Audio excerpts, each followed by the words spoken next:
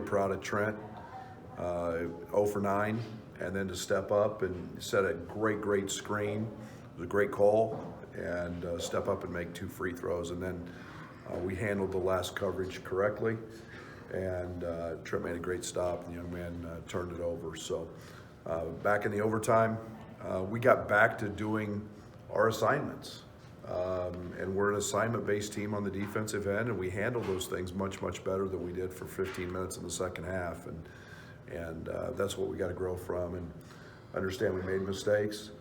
We escaped, but we can't do that as we head into life on the road. Is it mostly playing the high post that keeps Georgie off the glass?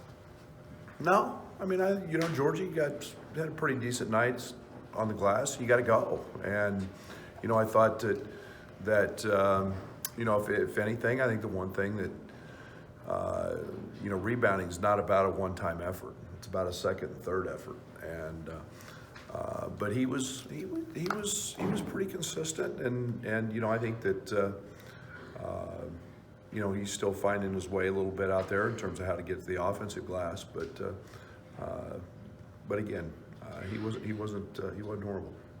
Is he dealing with confidence or overthinking or anything like that when he's out there in a new role, anything like that? Nah, I thought he was really good. I mean, I think he's figured out that there's, last night they put a 6'5" guy on him, and that guy's basically a guard, and he took his ball one time, but he's pretty comfortable out there. I mean, I think it was,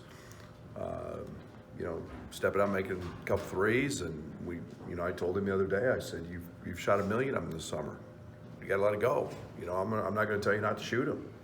You've practiced enough, and you're a high IQ guy, and make those right decisions. And his confidence is such that he made those shots. So I was more alarmed by their ability to just take us out of everything. We saw that against South Carolina, and we got the ball where we wanted it. We got the ball to Kofi. We got the ball to Georgie in the paint. And again, give them credit. We were not very dialed in offensively.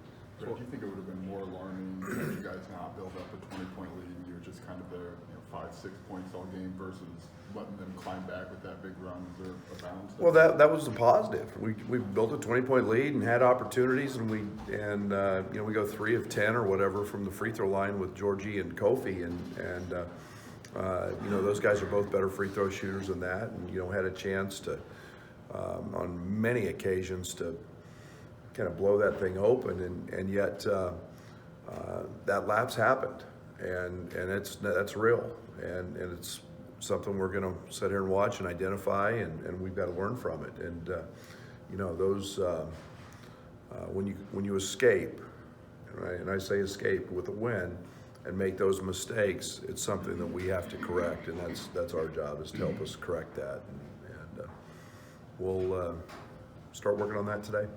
So what's Grand Canyon gonna look like Friday night, and how much are you? I watched their game. I watched their game last night. They ran into buzzsaw last night against a team that just had 5 guys who shot the cover off of it from 3. Their center had 5 threes, and that's something we're obviously not going to have. The Johnson kid's an elite scorer. They've got a center that is projected as a pro, that can step out. He's a 39% career three-point shooter. They put him in a lot of action, as well as being a very good post player. So the Brown kid had a great exhibition game, had 19 in 1/2. So they've got explosive wings and a big who can score, and they're a talented team in an incredible environment. I turned the volume down last night. It sounded like watching a EuroLeague game with all the horns and all the noise and commotion. It's something we're going to have to be prepared for. What's the impetus for leaving 2